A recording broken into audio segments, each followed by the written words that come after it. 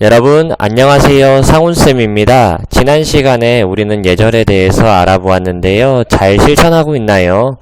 이번 시간에는 4학년 1학기 2단원 공손하고 다정하게, 두 번째 시간 일상생활에서 예절을 지켜요라는 주제를 가지고 선생님과 함께 학습을 진행하도록 합시다.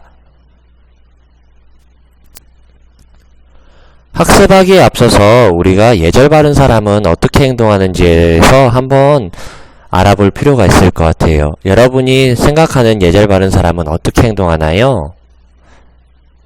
그래요. 복도에서 선생님과 마주쳤을 때 조용히 고개만 숙여서 인사를 하겠죠. 또 길에서 어른을 만났을 때는 허리를 30도 숙이면서 안녕하세요라고 인사를 해요. 선생님이 질문 한 가지 더 할게요. 자, 예절 바른 사람의 행동에서 발견할 수 있는 공통점은 무엇일까요?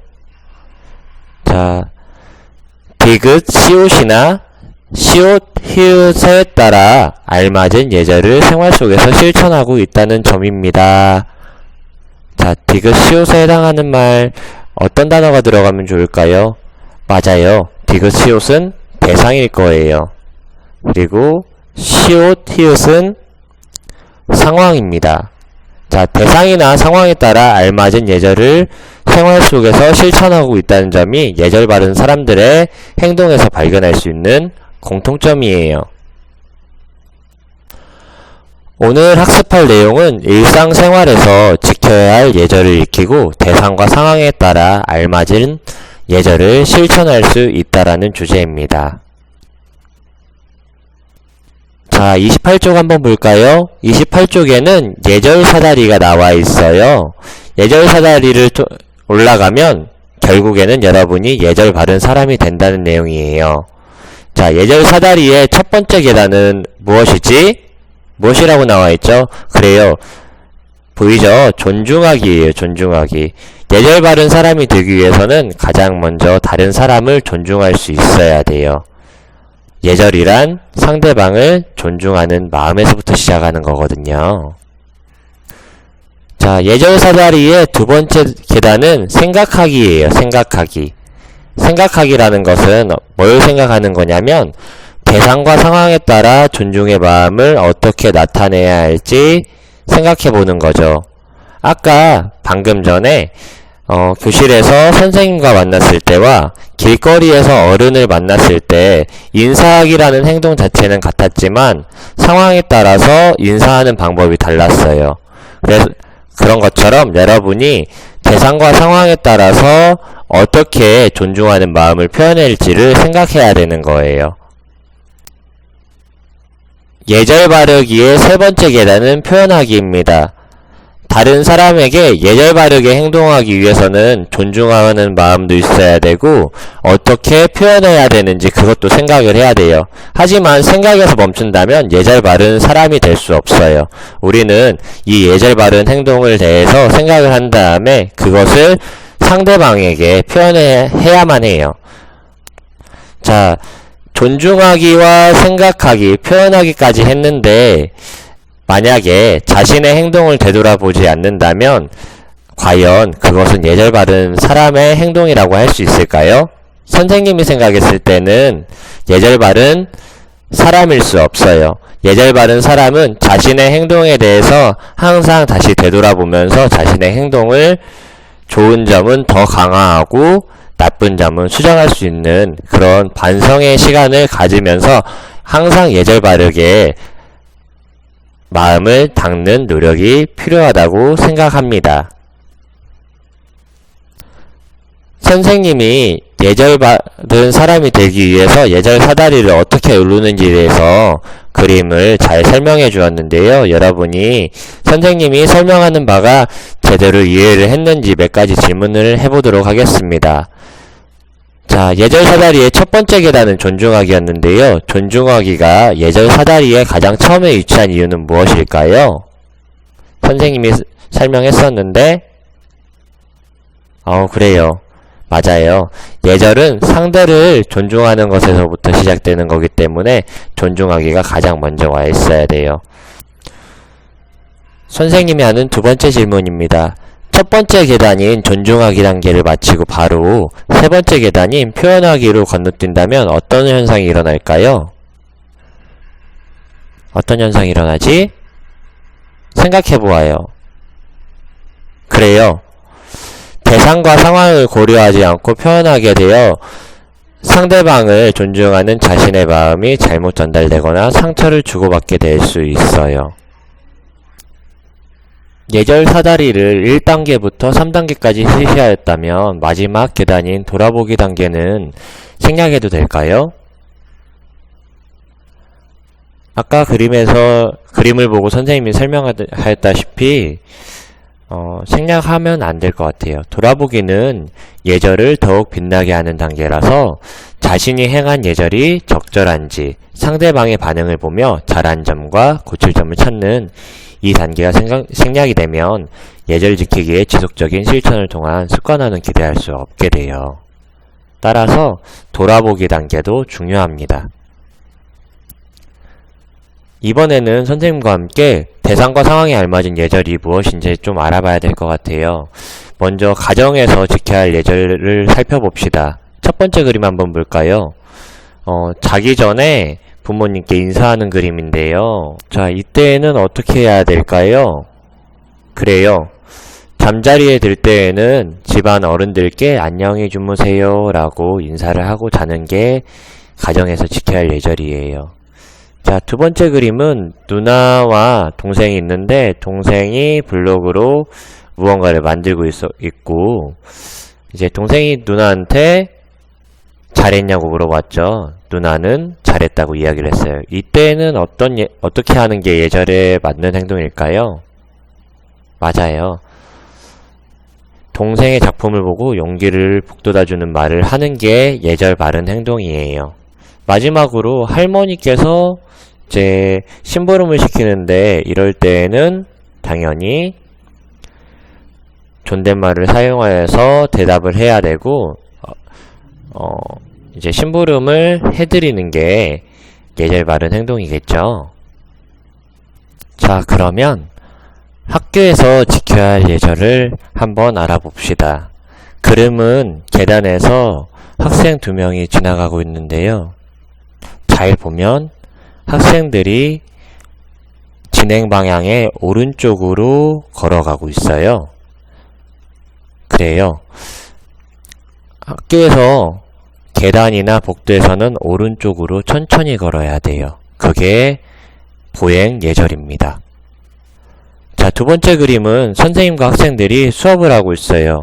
수업 시간에 선생님과 학생들 사이에서 지켜야 될 예절은 아무래도 바른 자세로 앉아서 학습을 하는 게 선생님에 대한 예절일 거예요.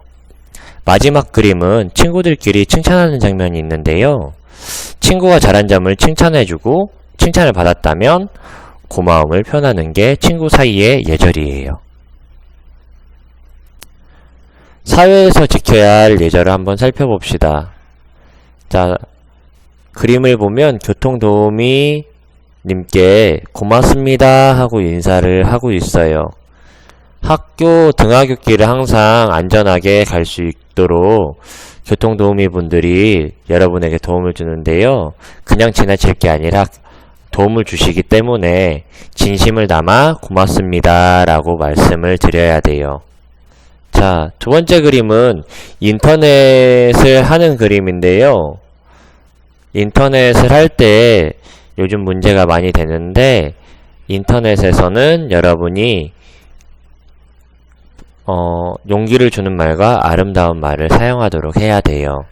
마지막으로 공공장소인데요. 공공장소에서는 여러분이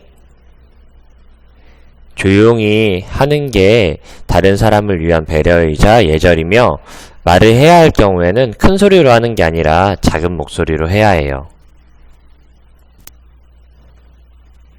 자, 선생님과 함께 이번에는 예절 지키기 대탐험 활동을 한번 해보도록 할 거예요.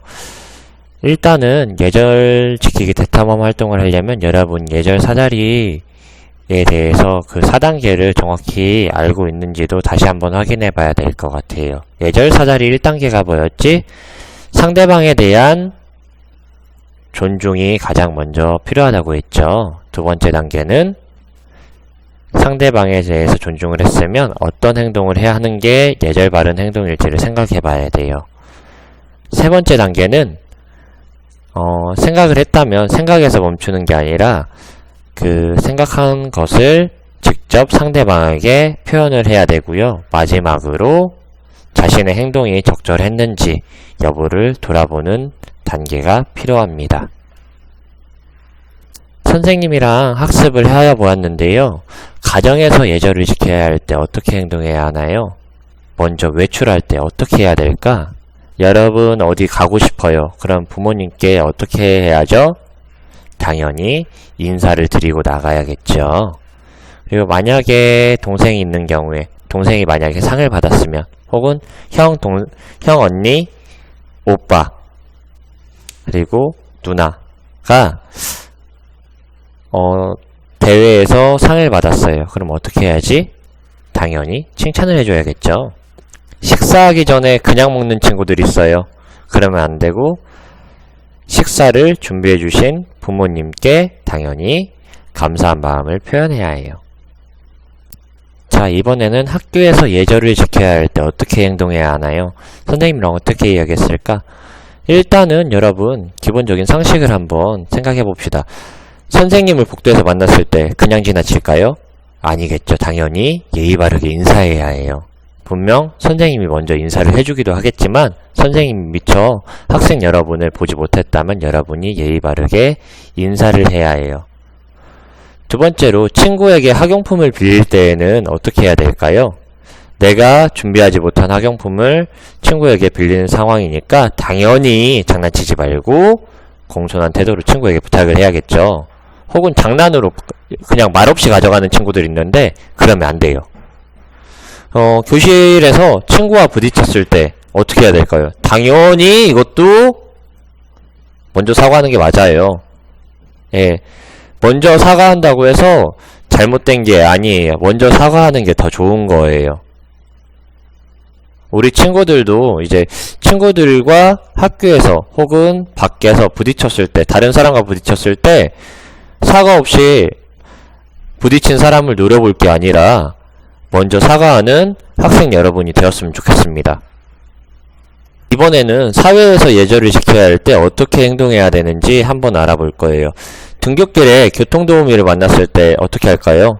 여러분이 안전하게 횡단보도를 지날 수 있게 봉사를 해주시는 분들이니까, 도움을 주시는 분들이니까 그냥 쌩하니 지나갈 게 아니라 당연히 이분들께도 고마움을 표현하고 인사를 하는 게 맞아요. 그게 예절입니다. 두 번째로 버스를 탔는데 노약자가 서 있을 때 나이 지긋하신 할머니, 할아버지가 계신다거나 혹은 나보다 어린 동생이에요. 딱 봐도 한 7살, 8살 동생인 것 같은데 일어서서 가고 있어요. 어떻게 해야 될까요? 맞아요. 자리를 양보하는 게 예절이에요. 나보다 약한 사람을 돌볼 줄 안다는 것은 상당히 예절 바른 행동입니다. 세 번째로 도서관에서는 어떻게 해야 될까요? 도서관에서는 당연히 옆 사람과 떠들지 않아야 되고요. 자신이 보는 책을 시끄럽게 책을 넘기는 소리를 낼 게 아니라 조용히 책을 읽어주는 게 도서관에서 지켜야 할 예절이에요. 자, 여러분 선생님과 함께 가정과 학교, 사회에서 대상과 상황에 맞는 예절 바른 행동을 다시 한번 확인해 보았는데요. 이제 확인한 내용을 바탕으로 예절 지키기 대탐험 활동을 하도록 할 거예요. 근데 이것은 이제 친구와 함께 하는 활동인데 친구와 하지 못하니까 등교 계약을 하게 될 경우에 친구와 함께 그리고 선생님과 함께 해보면 더 좋을 것 같아요. 선생님은 예절 지키기 대탐험 활동을 어떻게 하는지만 안내하도록 하겠습니다. 예절 지키기 대탐험 활동 방법을 한번 확인해 보도록 합시다. 첫 번째로는 여러분이 정류장에 도착하면 제시된 과제를 확인해야 돼요. 이 과제에는 상황과 대상이 나와 있고요. 여러분이 어떻게 예절 바르게 행동해야 되는지 그 과제가 제시가 되어 있어요. 그러면 과제를 보고 잘 생각해야겠지요. 두 번째로는 예절 사다리 실천 방법을 활용해서 과제를 해결해야 해요. 아까 가정에서 식사하기 전에 어떻게 한다고 했죠?